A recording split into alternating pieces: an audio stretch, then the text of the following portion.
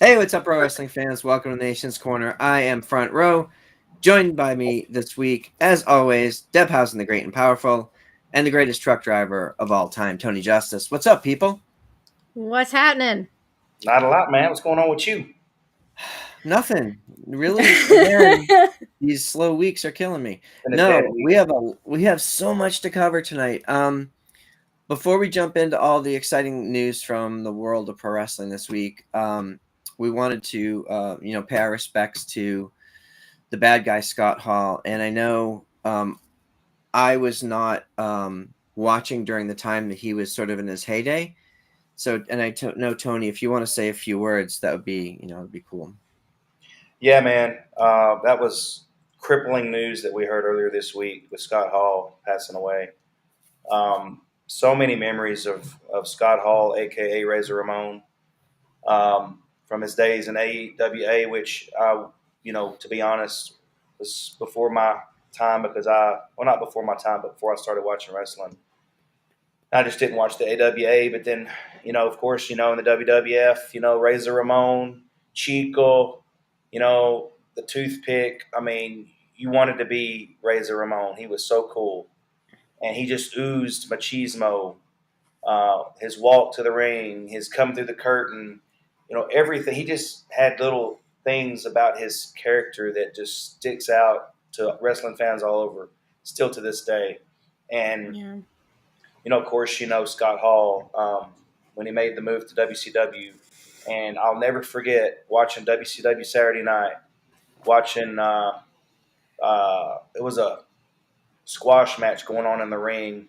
Colonel Tom Parker at ringside, and then all of a sudden the camera pans over and you see Scott Hall coming into the crowd, coming through the crowd, and just hopping the rail and getting in the ring and getting a mic and just starting to talk, and I'll never forget that. And that kick started the NWO. Just, you know, so many memories of Scott Hall, and he will never be forgotten. Uh, Rest in peace, Chico. Yeah, and the only thing I Yeah. can add to that is in later years when Jake the Snake Roberts got cleaned up and joined forces with DDP and all that stuff, and Scott Hall was a big part of that too. Scott Hall got healthy and he went from being wheelchair So, bound to just being super active, and we saw him at meet and greet conventions and like all these cool things. That was because of the work that he had put in to get healthy, and even a couple of the stories that we had heard of relapses were refuted by people who have called in. We heard a caller call in at Busted Open this week talking about how important it was to Scott, to honor his fans by staying healthy. So, yeah, RIP. It was a tough one. Yeah, man.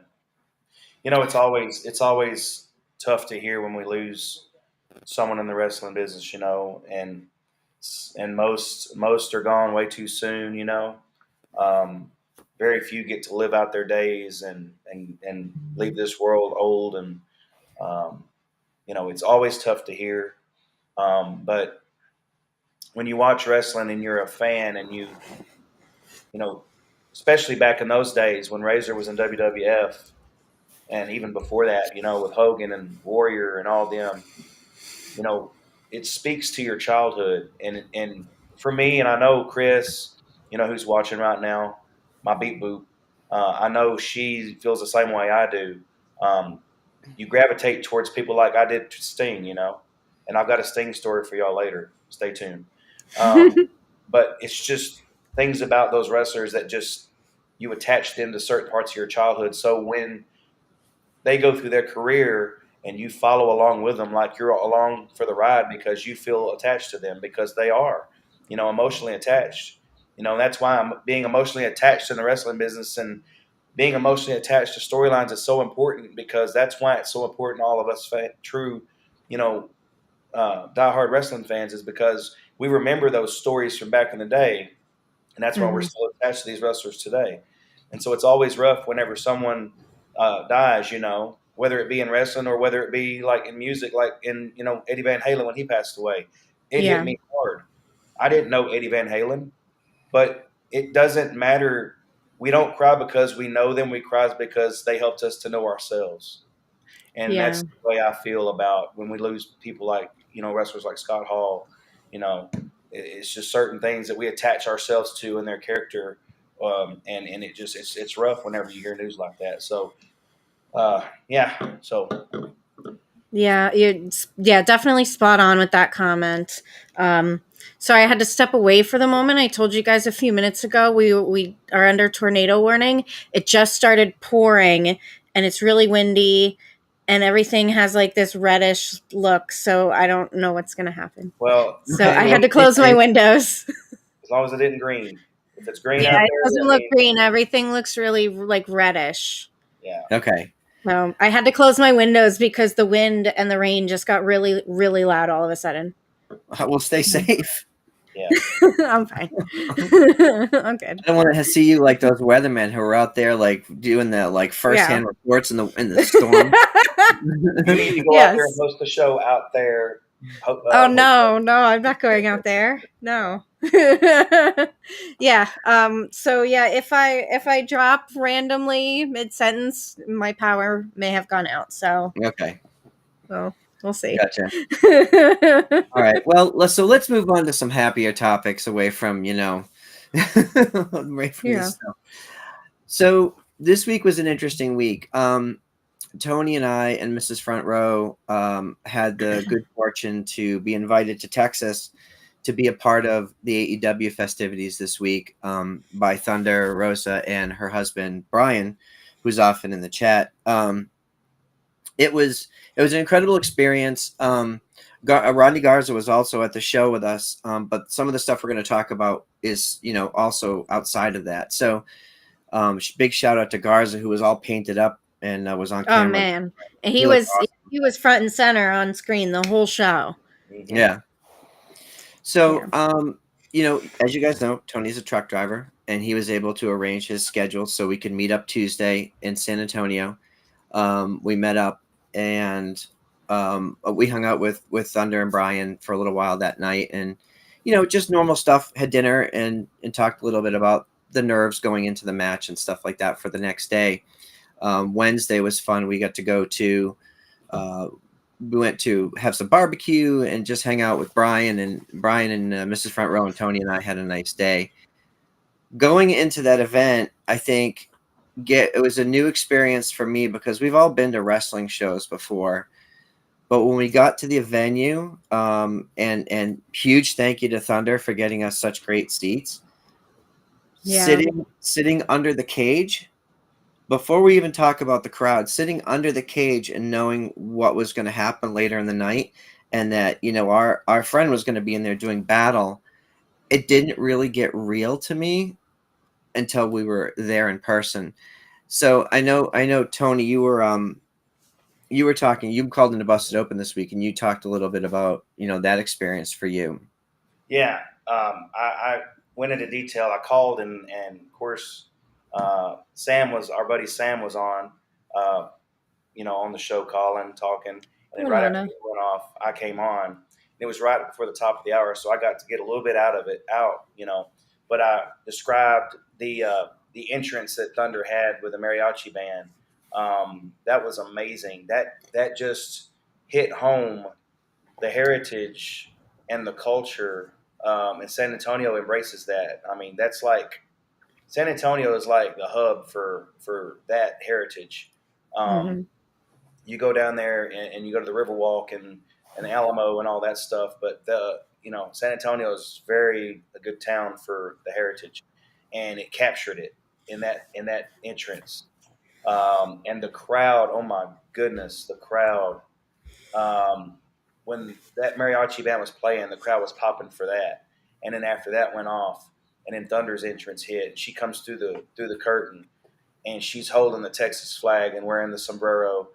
Oh my God! And I knew watching her come through that curtain, she kind of stopped and looked at the crowd, and you could tell that energy was hitting her. The energy Yeah. from the crowd. I mean, there was probably 6,000-7,000 people there at that About arena. 7,400, yeah. Yeah, it felt like 50,000 people. I mean, it's amazing how when someone gets a pop like that from that amount of people, and it can just sound. It was just amazing, and to sit ringside for that, to witness her come through and throw her sombrero. She threw her sombrero out to the crowd, and some lucky fan caught that sombrero. I'm jealous. But they came down. She came down, and greeted her family. They were sitting beside us there, and got into the ring and just, Britt and Britt came out. The rain of boos that followed. I I mean, heard that through the TV. yeah. Yeah. Yeah. And here's an interesting note. So we were, the Thunder Rosa chants were going, the dueling Thunder Rosa Britt Baker chants, right? Thunder Rosa, DMD, Thunder Rosa. So Brian's sitting over here to my right, and he goes, "Hey, Tony, whenever they yell DMD, let's just yell Thunder Rosa again, drown them out." So you hear Thunder Rosa, Thunder Rosa, Thunder Rosa. And some fans, they caught on and were doing it. But just that match, the moments during that match, the chairs, spots, the thumbtacks, the referee bump, getting thrown into the cage, and then you're not knowing what's going to happen next. I was, me and Brian were talking. We were like, hope someone didn't get under the ring, to try to get into the cage, inside the cage after that ref bump. But Aubrey came down. So before you get there, we're sort of getting ahead of ourselves, right? Talk about the beginning, before the match, before the show even started. The Thunder Rosa chants in the venue before Dark Elevation went live were deafening. Yeah. This is just off camera. People are coming to their seats. And when you go to a wrestling show, there's the woo and let's go Cena's like there's all like the traditional stuff. It was just chant after chant after chant for Thunder before the show even started. Yeah. Wow. That's crazy. Definitely pro Thunder. Definitely pro Thunder. Yeah. How can you not be pro Thunder in her hometown? Yeah, right. No doubt. And I think that was the thing too. I think, being fortunate enough to sit with her family and sort of, you could see how nervous they were because this was, we see wrestling, we see stuff on TV, but like you're with the people, they're people, right? Yeah. Mm-hmm. When the cage came down and Thunder came to the ring and she was in there and Britt was coming down the stairs, I saw her look over at us. And I think, when she told us later, like she could see us all there and she could hear us screaming throughout the match. But you could tell like this was real. This became like super real in that moment. Yeah. So, yeah, I mean, even through the match, and I won't go into all the details of the match because you guys saw it, but it was super hard hitting. Let me say for the folks in the back, the tacks are real. So all this bullshit online about people talking about gimmick tacks, I felt the tacks. They came over to us at a couple points. They were showered over to our area. They were very real. Go look at Thunder Social. Go look at Brit's socials, and you can see them Aubrey. And Aubrey, right. Aubrey posted a picture of her whole arm because she put her entire arm in it for that 3 count. Yeah, that stuff is no joke. It was very, very real. And so enough of that already. Oh, and Mrs. Farrow says, yeah, Anakin too. So I was sitting, Anakin was to my left. Anakin is Thunder and Brian's son, who's also a wrestler. I believe he has a match either tonight or tomorrow night. Yes, tonight, I think. Tonight, okay. Yeah. Really, really nice guy. It was really great to get to meet him and spend some time with him this week. But to see him, the passion and like the energy that he was throwing, towards the ring and towards his mom was really cool. Yeah. As wrestling fans who watch AEW, I think we all kind of knew, or at least we thought we knew where the story was headed, right? We were like, well, of course she's going to win in her hometown. Yeah. But I can tell you, even being with them and talking to them, and when you get to the venue and you see everything that's going on, you're like, I don't know. I still have no idea. And they didn't tell us, like, we're not privy to that stuff, but I still didn't know. So when the moment came, when the 1, 2, 3 happened, I got super emotional. We all did. We did on Zoom. Yeah. Let me tell you guys, like, there was the group of us that were on Zoom watching, and that whole match, we were like on the edge of our. Me and Trenda were sheltering our faces with our blankets, going, "Oh my god, this is so stressful." And when that 3 count happened, I jumped up out of my chair and screamed. I heard everyone else screaming in my ear. It was just insane. I stood there watching her cry in the ring, and I started crying, and I was standing up with my hands like this. That's how special that moment was. It really was. And I don't know if they showed it on TV. So Dustin Rhodes came down to the ring to congratulate her. That was at her request. She told us later that she wanted him in the ring for that final shot. And because he's been such a huge proponent of the women's division and been a big supporter of hers, even since before she came to AEW.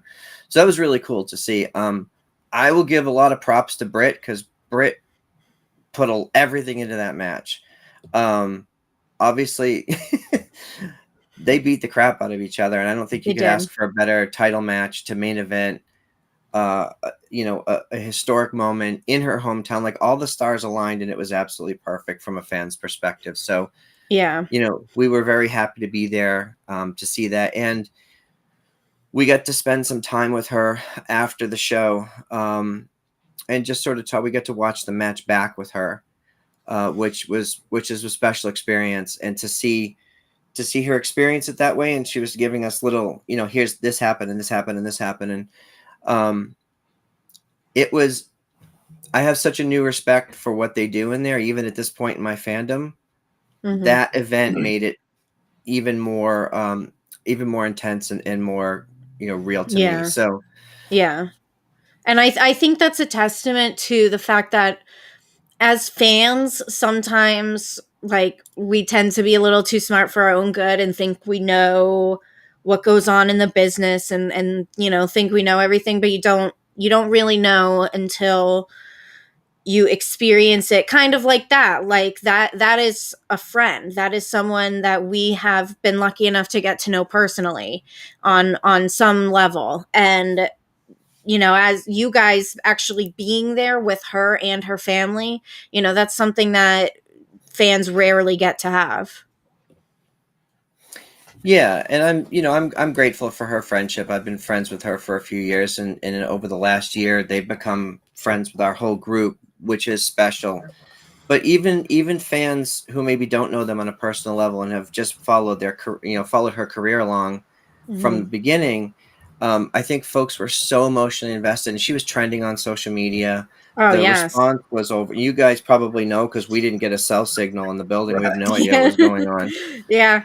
Oh, yeah. I was looking on Twitter. She was trending. AEW Dynamite was trending #1, which, with all the craziness that's happening in the world with news and other sports, it's unbelievable that wrestling and a women's championship match is trending #1.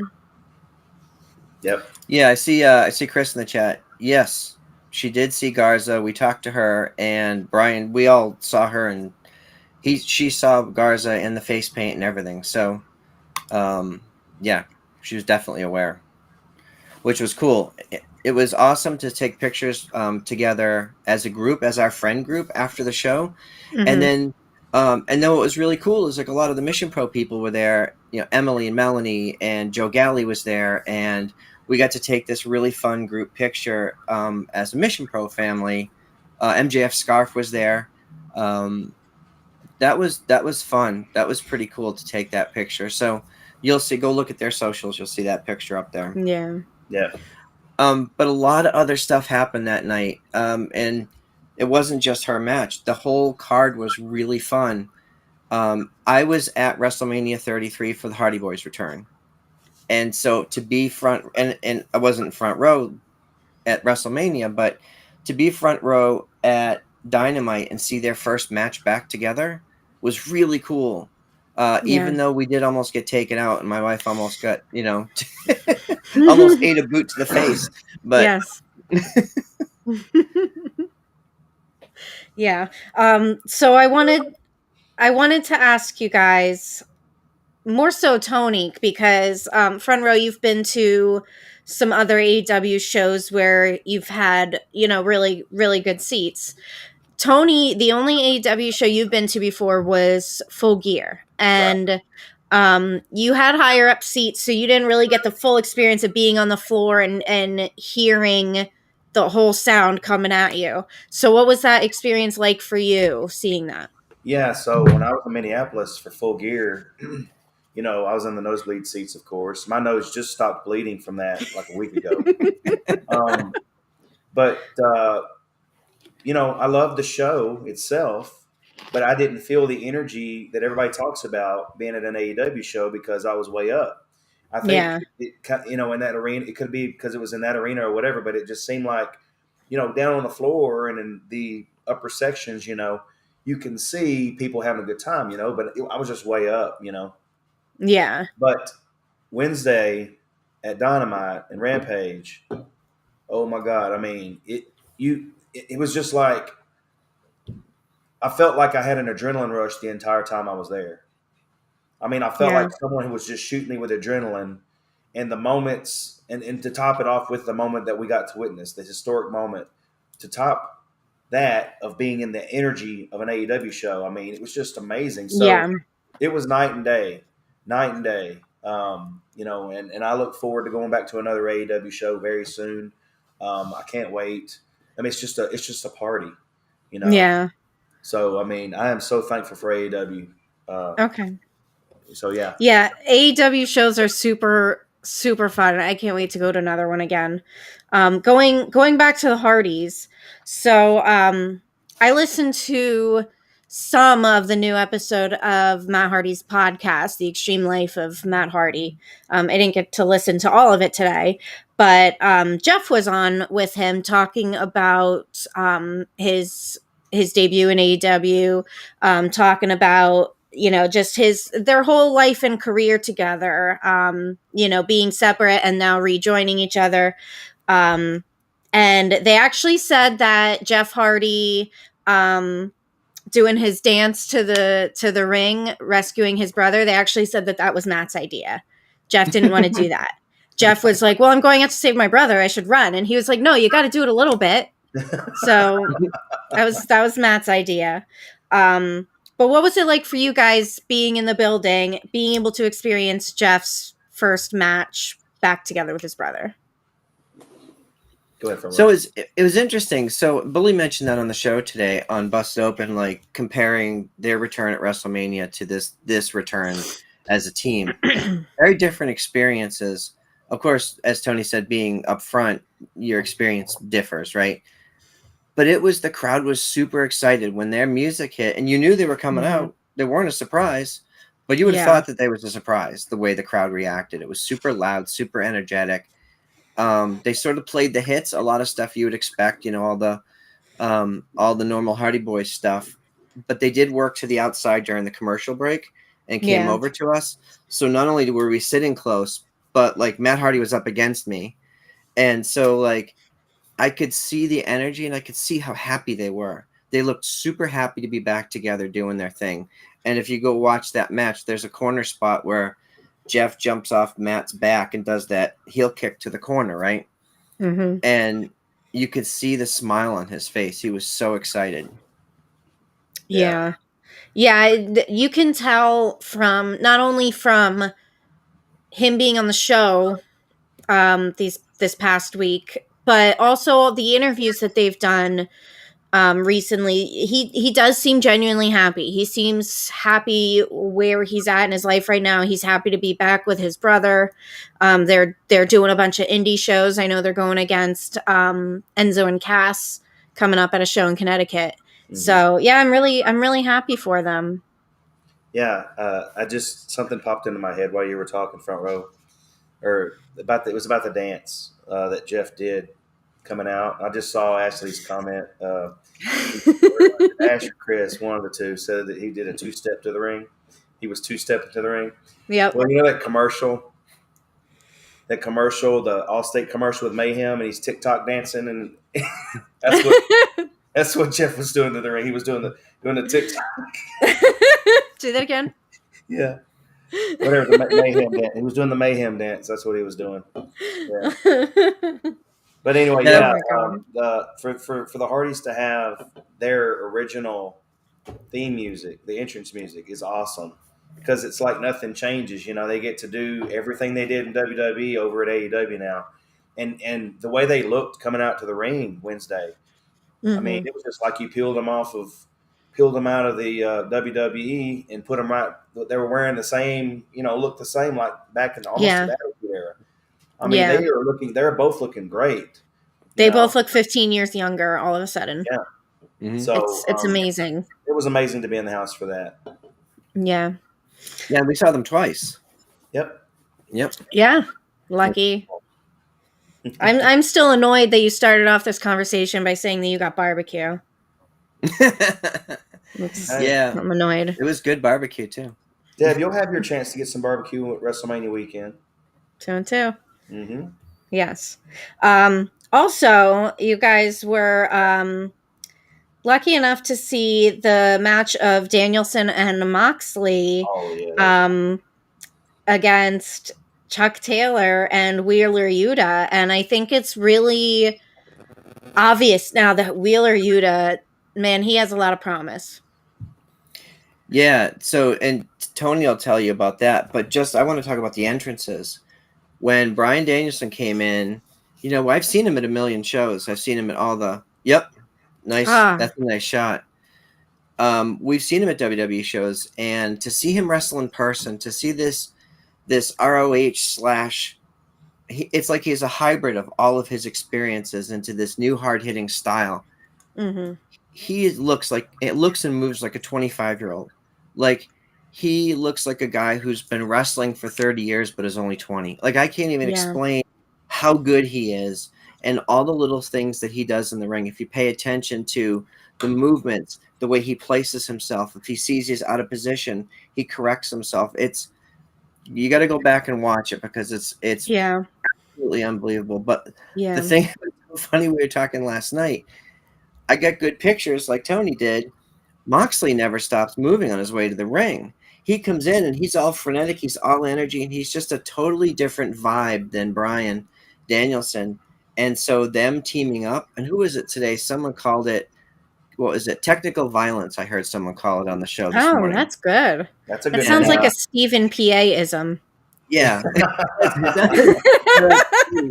Steve's a wordsmith. Yeah. But yeah, that's sort of what I thought of when we saw them match together. Absolutely. And about Bryan Danielson, I said this exact same thing when we went to the last show in Philly.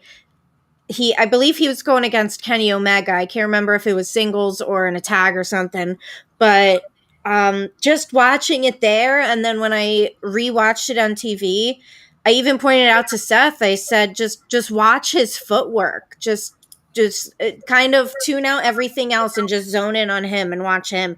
It's unbelievable. Mm-hmm. Yeah. I've seen both of them in WWE, at separate times. Mm-hmm. But seeing them together, seeing them come out, and it's like you have a new respect for them now, or at least I do. I have a new respect for both of them. They were, what do you call it? They were, you took them for granted in WWE. Yes. And at least I did. Unfortunately, and now seeing them in AEW getting to do their thing the way they want to do their thing.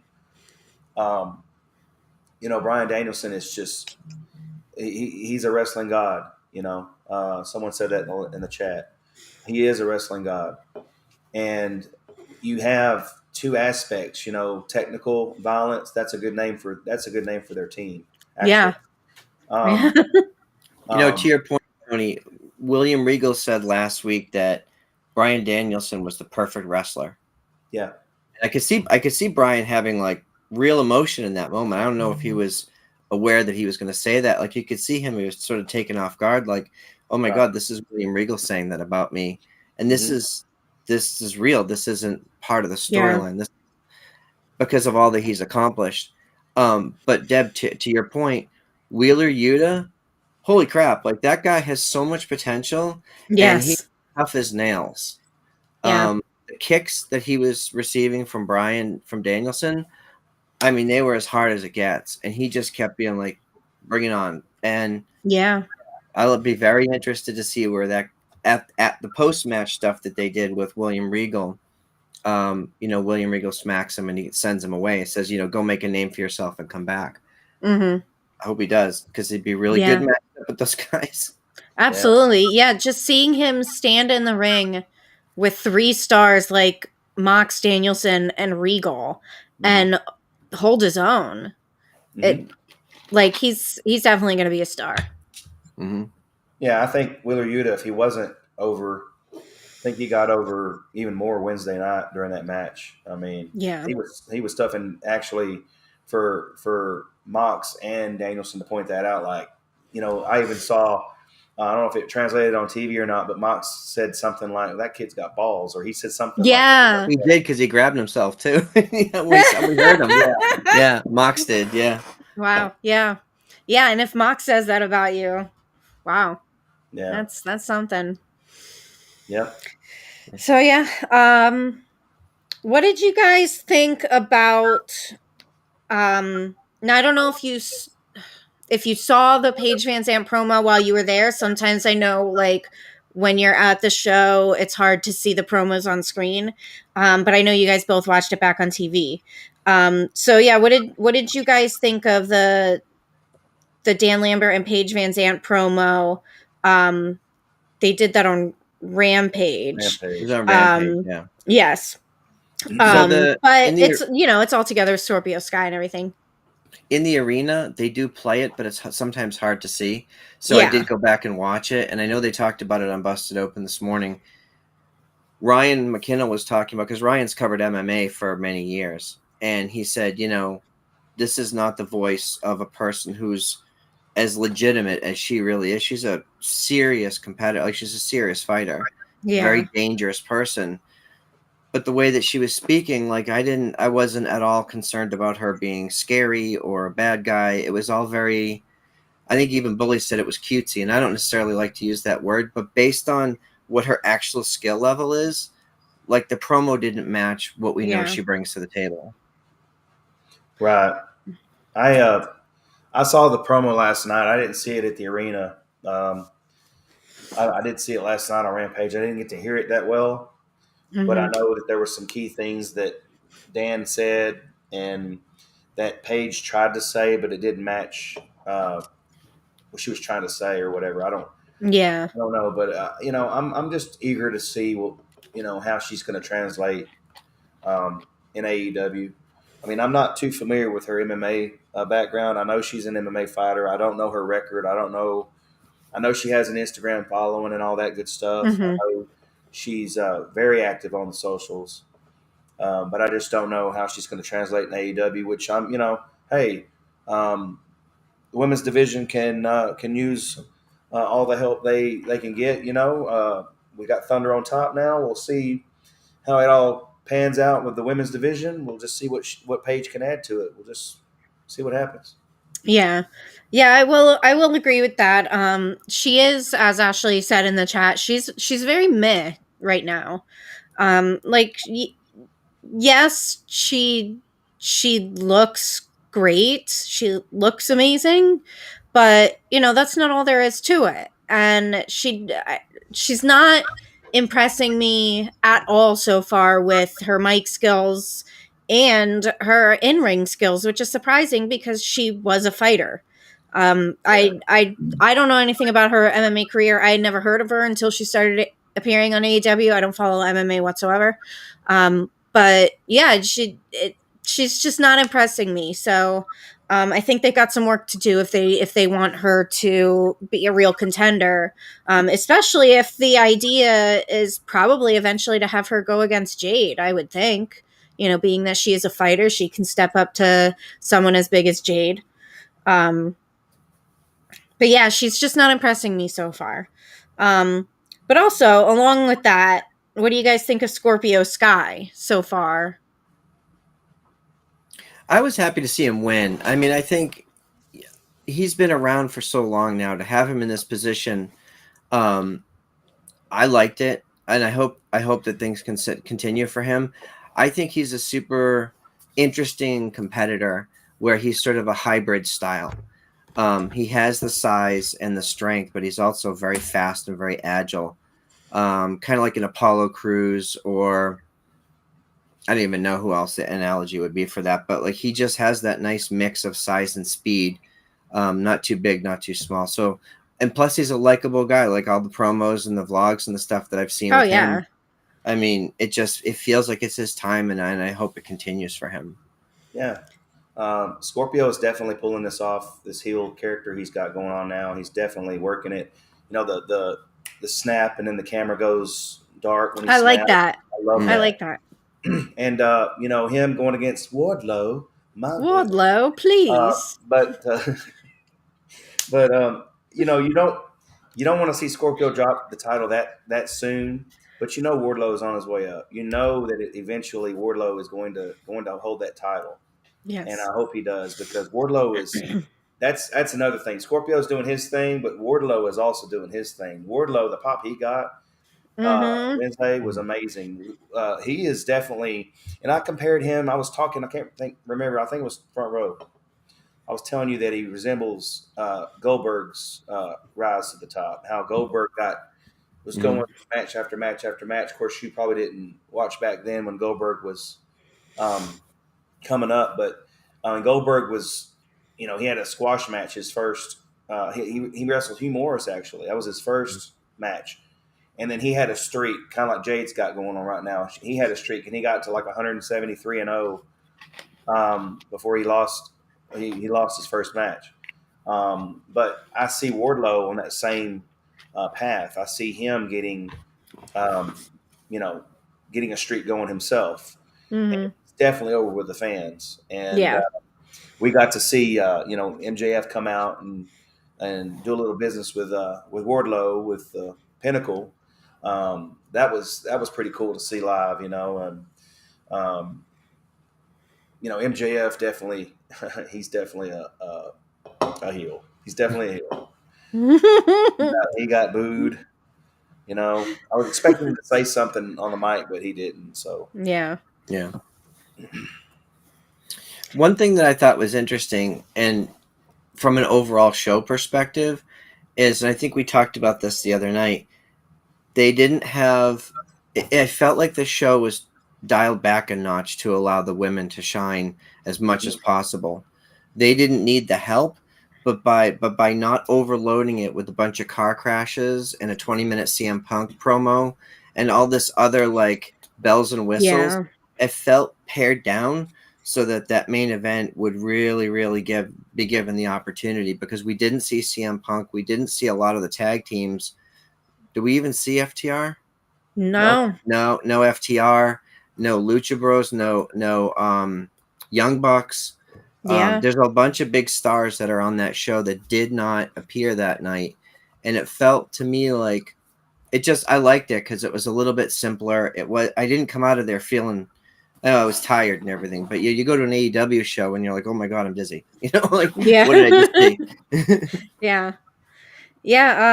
I think that's a great point, and I think that's something that they should probably do a little more often, even though we love seeing these, you know, banger shows that are just nonstop crazy action. It is nice to have kind of like the structure of the show like that, so that the main event really does shine, and it means more than any of the other matches.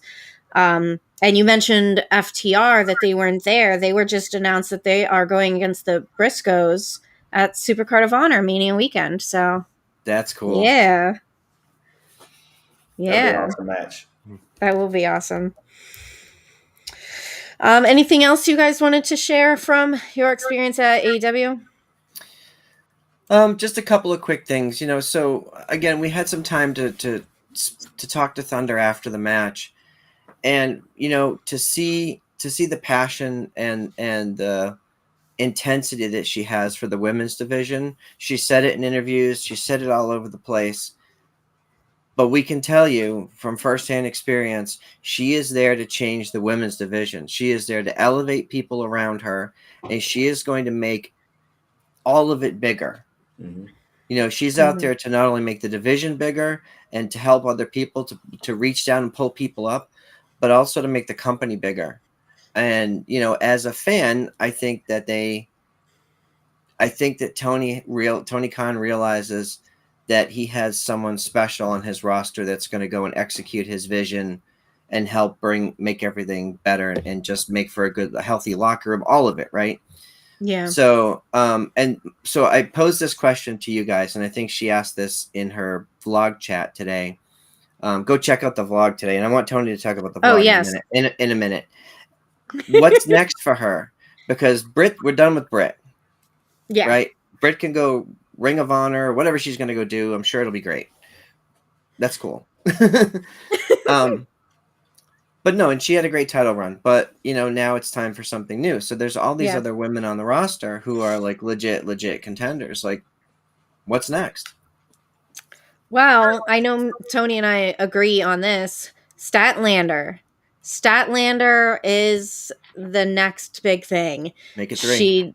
She looks great.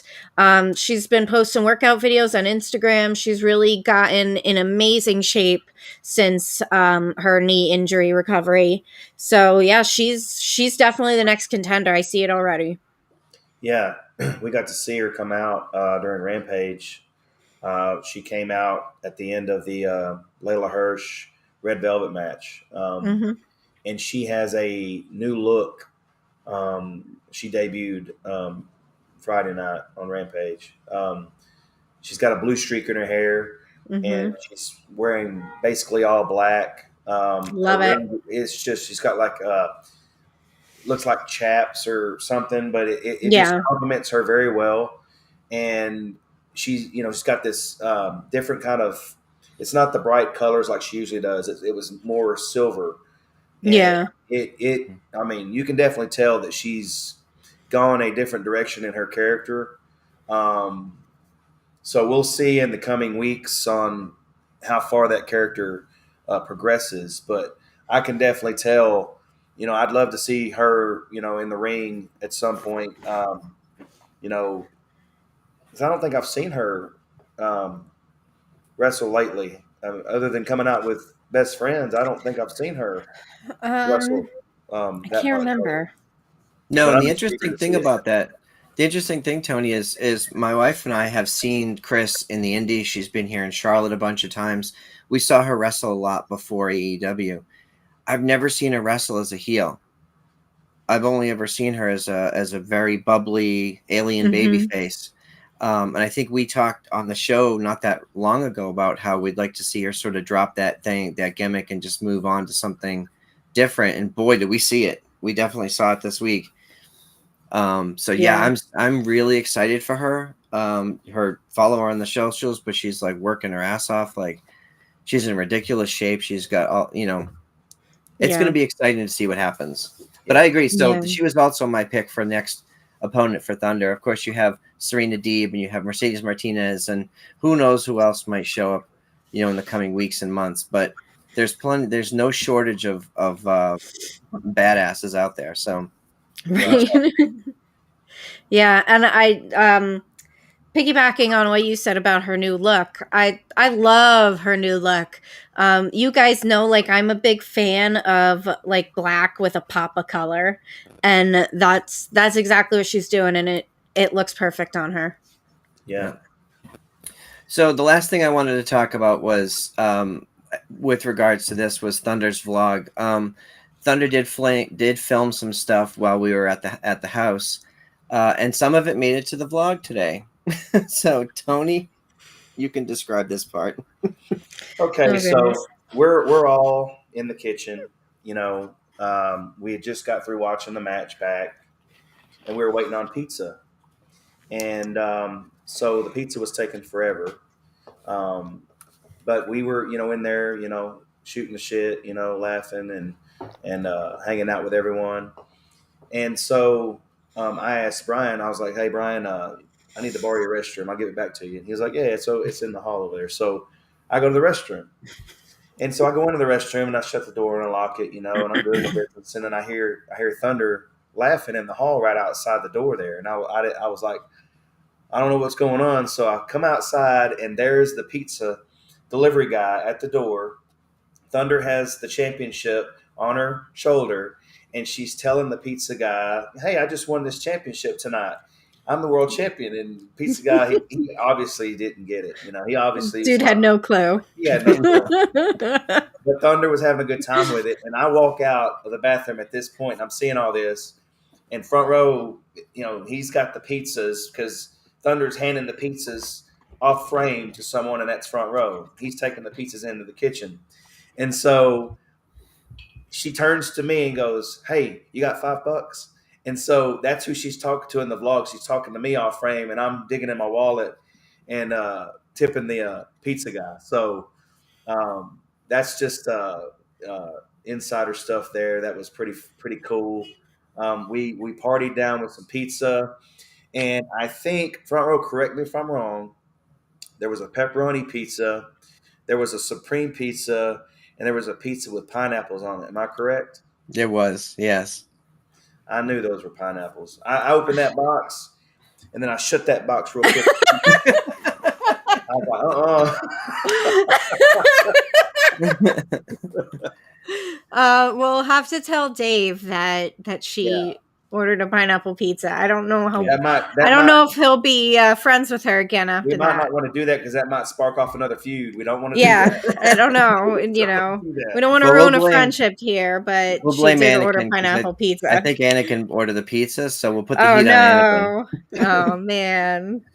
So just in closing for all this stuff, I want to give a huge thank you to Brian and Thunder and Thunder's family, Papa Rosa and Sister Rosa and Anakin. Everybody was awesome this week, and they couldn't have been kinder or more welcoming to our group. And I'm very thankful to everybody for making that happen. Tony and Mrs. Front Row and I had a wonderful time, and hoping to go back to Mission Pro in May. So it's going to be an exciting time. Anything else from you, Tony, on this?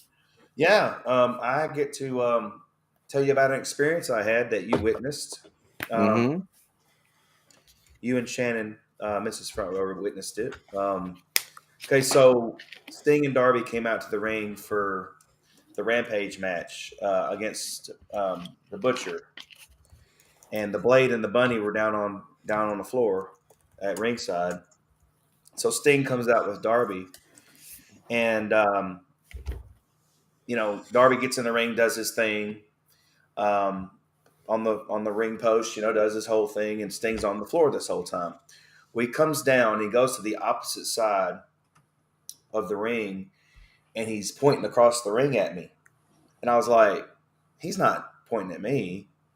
Well, then Sting walks around, back towards the entrance ramp, back on our side. He's walking directly towards us. And Albert, the friend of mine I just met, Thunder's friend Albert, he stuck his hand out for the Too Sweet. And I posted a video to my Facebook. I'll see about posting it to Twitter. But he Too Sweeted Albert. And then he comes directly to me. And I'm filming. Right about the time Sting rounded the corner, I started filming. And when Sting came to me, of course, my phone dropped down filming the barricade because I'm interacting with Sting. And I stuck my hand out, and he Too Sweeted me. And it was just, he looked me dead in my eyes and just gave me that Too Sweet, and he walks off. And then I immediately start, tears start coming out of my face because Sting is like my number one wrestler of all time. Ever since I was a kid, all the way back to when he used to paint his face bright colors with the flat top. I was a little Stinger. And I met him in 2017 at a show in Ardmore, Oklahoma. One of my friends, Jerry Bostic, introduced me to him backstage. And I got to meet Sting's wife. Me and Sting were wearing the same exact Scorpion shirt, and he made a comment about us wearing the same shirt. Hey, did you send me a memo this morning about wearing a shirt? It's like, yeah, man. He signed my title belt, my WWE Universal Championship belt, and Then fast forward, met him in Philly back in December with Chris and Deb and Seth were there, and me and Chris got to take a picture with Sting, and so I got to tell Sting about meeting him in 2017, and he remembered, meeting me and remembered that whole interaction. Fast forward to Wednesday, he points at me and he comes over and he two suits me not once, but after the match was over and after the whole melee in the ring with the Hardys came out and they made the match that's going to happen next week on AEW Dynamite, Sting comes back over to me and two sweets me again after the match is over. And then there was somebody wearing an old school Sting hat behind me, and he shook her hand and shook the guy's hand beside her, and then he walks off. So not only did I two sweet him not once but twice, but just he remembered me. And it's, it's just an amazing feeling to have, knowing that your favorite wrestler of all time remembers you, and it was just awesome. So and Front Row and Shannon, I was trying to compose myself. Shannon was sitting right beside me. Mrs. Front Row, I'm sorry, I'm giving away her. Oh no! I made a comment to her, and I said, "Damn it, I didn't get that on video." And she leans over to me, and I'll never forget this. She said, "Tony," she said, "you don't have to document every single thing. You just had a moment with Sting that's going to last a lifetime. You're going to remember that moment for the rest of your life." And that's what's most important is that. And I agreed with her. It's just it was just an amazing thing, and I'm tearing up now thinking about it. So it was just awesome. That's very cool.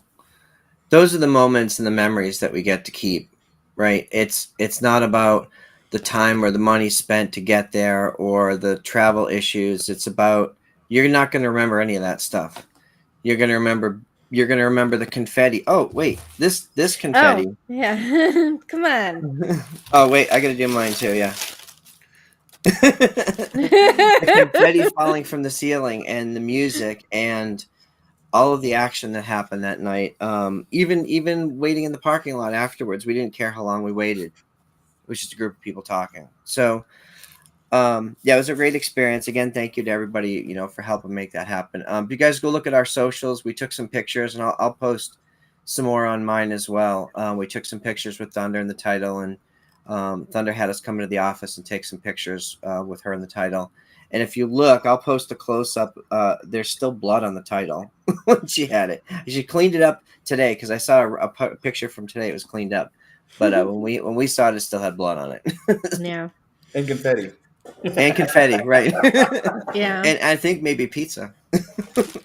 And as Dave always says, we live for these moments. Yep. That's what it's all about. So I know we're getting close to the top of the hour. Deb, I know we wanted to talk a little bit, at least briefly, about the Mission Pro pay-per-view that's coming up as part of the GCW Collective Weekend. We're proud sponsors. Yes. We cover all of the pro wrestling that our group watches, but this is a huge event. And we'll talk about the card. We'll hit on some of these matches. The pay-per-view is called Bangerz Only. And my God, is it? Mm-hmm. So why don't you help us run down the card? All right. So we got Janai Kai versus Tasha Steelz, Holly Dead versus Lufisto, Bougie Reality versus Kylan King and Genocide. Ooh. JP Harlow versus Alley Catch. That's going to be interesting. Masha Slamovich versus Lindsay Snow. Shout out to Lindsay Snow. La Rosa Negra versus Lady Threat. And Jody Threat. Sorry, the font. Yep. The Hex and Laney Luck against the Renegade Twins and Jasmine Allure. And then Thunder Rosa versus Trish Adora.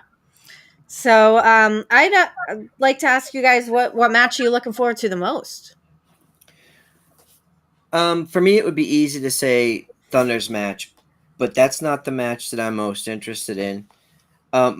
Tasha versus Janai Kai, because I've been watching Janai Kai through her first appearance in Mission Pro and then seeing her hit a bunch of indie dates, including Bloodsport Mm-hmm.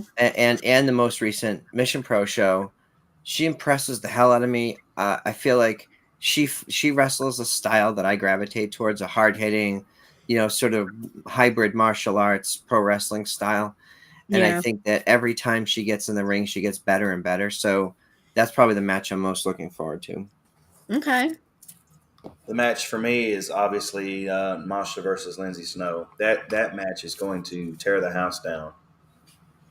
That match is going to, if it equals anything like Holiday versus Masha or Holiday versus Genocide, yeah, sign me up. That's going to be the match of the day, in my opinion. Yeah. Okay. So, I mean, this is why it's called Bangers Only, because all three of our matches we're looking forward to are different. So, okay. I have two, honestly, though. Um, I'd like to say that I'm really super looking forward to Bougie Reality versus Kylan King and Genocide. We love Genocide. How great is she? And the motherfucking king, baby. Come on. That's right. Let's go. Seriously. Um, I'm really looking forward to that match. However, I think JP Harlow and Allie Catch is gonna be freaking great. JP Harlow, former guest of the show. We love him. That's gonna be off the charts. He's been talking some mess though on Twitter. I've been seeing it.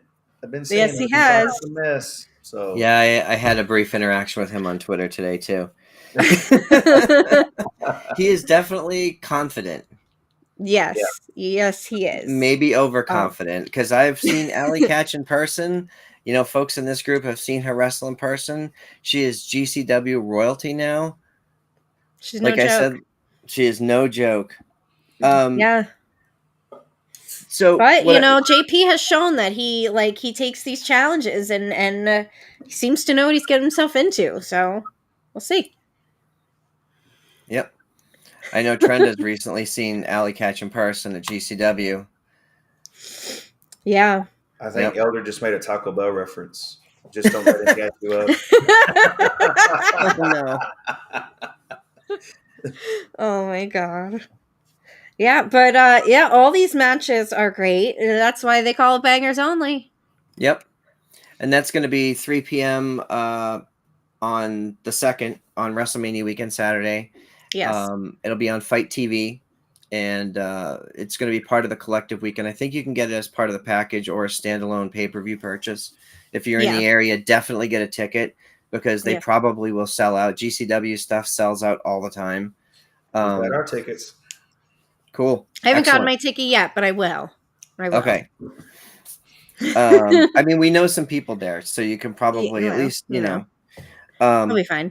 Buy your ticket and see what happens. Yeah. But yeah, this match lineup's crazy. So it's going to be a fun show, and it's positioned well on the weekend, because in the morning is Effie's Big Gay Brunch, which I can't wait for, because anytime Paro's on my screen, I need to watch. Mm-hmm.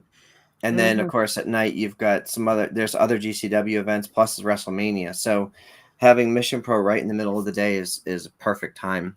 And it's perfect time for us, because it's right after the Busted Open party. Mm-hmm. So we're going to go to the Busted Open party and, do some La Greca shit. Mm-hmm. And then, we're going to head over to Mission Pro and do some more La Greca shit. So there we go. That's our weekend. And I'd be remiss if I didn't talk about monkeys versus donkeys. Oh God. All right. Shout out to Brian. Okay, I think we've covered just about everything we were going to cover. I just wanted to talk real briefly about a match that I wasn't remotely interested in, but now I am, and that's Rhonda versus Charlotte. When they made the announcement that this was happening, I was like, look, I respect both of these people. I think the world of them as performers, but there's no story here. And in the last couple of weeks, especially last night, they've done a shit ton to make me care. Yes. Yes, and I will give them props for that. You guys know I'm not too normally keen on WWE these days, but that was a good segment. That was really good. So yeah, I am looking forward to that now. Yep. And I'm just anytime Brock is driving farm equipment or a forklift, Or I'm here carrying for car it. door in his hands. I can't believe we live in a world where Brock Lesnar is a great promo and he's having fun on TV. Right. But here we are. Yeah, here we are. Yep. Okay, so before we wrap up, anything else you guys wanted to cover? Just that we got 2 more weeks. 2 and 2. 2 more weeks I can't until wait. the greatest fucking weekend. 1-1. Until I get some Texas barbecue. Well, we're gonna get barbecue in. See, I'm the host here. I'm Yeah. getting to show you all around my great state. Tony is our personal Uber for the weekend, and I will tip him very nicely. And we're gonna do a Buc-ee's run. We're gonna Buc-ee's. take the obligatory Buc-ee's picture with the squirrel, with the beaver. Yes. The beaver. I'm thinking about buying one of those jumpsuits that Ruby Soho got. Dude, they have so much merch there. Oh yeah, we were there. Talk about yeah, Buc-ee's. I could see that in Ethan's vlog. Talk about Buc-ee's. But yeah, so just real quick, they always feature Buc-ee's on the Mission Pro live streams. They always talk about when you come to Texas for the Mission Pro shows, you got to go to Buc-ee's, and Melanie and Emily are always singing the praises of going there. And we've seen Brian showed us pictures of the inside of the place. To see it in person is insane. I mean, the place is the size of a Walmart. They have like 120 gas pumps outside, like rows and rows of them, and it's super clean. It's very. It looks like there was a ton of people there when we went, and it looked like they had just opened. Everything was stocked. All the shelves were perfect. I don't know how they did it. And the food that was coming out of there looked delicious. Lots of staff, maybe. And Brian, what do you know? Enough staff works. Brian had a salad, as you would expect, and a diet water. Yes, salad and diet water. That's what Brian always eats. And that was just to tide him over till we got to the other diet and salad water where we were going. Yes. So, and that's you've got to pace yourself when it comes to those leafy greens. Mm-hmm. But it's crazy. This whole one section of the store down the end is nothing but Buc-ee's merch. Like, it was the size of a sporting goods store at the end of this place, just with Buc-ee's stuff. Yeah. Damn. And people were buying it like crazy. Like, they had never seen it before. It was amazing. Although, that was true for I'm us, going to. I'm going to. I'm definitely at least buying a shirt. Yeah. I'm super considering. I'll show you what I got. I'm considering buying one of those beaver jumpsuits that Ethan Page made Ruby Soho wear. Yeah. So the restrooms there are infamous, right? Because they're so enormous. Like, the restroom there was the size of an actual 7-Eleven on its own. Yeah. And we got these. Oh, good Lord. I didn't even know you got that. That's pretty cool. What the fuck? My wife bought it, so we had to get it. So, and a couple shirts and stuff too. But they have all kinds of cool stuff there. So make sure you go to Buc-ee's while you're there. We will. We're going to go to Buc-ee's. We're going to go to Whataburger. We're going to go to barbecue. And then we're going to go to WrestleCon, Wrestlemania, Mission Pro, Busted Oak Party. We're going to have a blast. Oh my God, I'm going to be so exhausted. I'm going to jam pack so much shit in 4 days. Can't wait. You, Seth, Chris, Chad, Trenda, Money Mark, and the Garza will be there. Yeah. So yes. I didn't leave anybody out, but I think that's our group for WrestleMania weekend. Nice. I feel like it. Yeah. Oh my God, we're going to have a great time. It's going to be a blast. So that reminds me, if anybody who's watching or is part of the nation and you're out there doing fun stuff, post it and tag us so we can retweet it and we can share all the experiences that we're having as a group. There's a lot of people doing a lot of things right now. May's another example. There's a group going to be at Mission Pro and a group that's going to be in Baltimore doing stuff. Oh, yeah. There's independent shows all over the country. People are going to AEW and WWE. This week alone, I think 4 different groups within our Discord were at AEW, WWE, and some independent shows just between Wednesday and Friday. So post it, tag it at Nation's Corner on Twitter, and we'll give you a retweet. Nation's Corner's taking over the country. The crew is all over. We're everywhere. Yes. Yo, my throat is still sore from Wednesday. Mine is too. Yeah. Yeah, Tony's voice was shot. I was talking to him on the phone. Was that yesterday? Yeah. And oh my God, his voice kept cracking. You can talk. I don't think Thunder could get me to sing Bohemian Rhapsody today because my voice wouldn't be able to do it. Singing karaoke in Thunder's living room with her family was an experience, man. Yes. And on that note, where can folks find you on the social?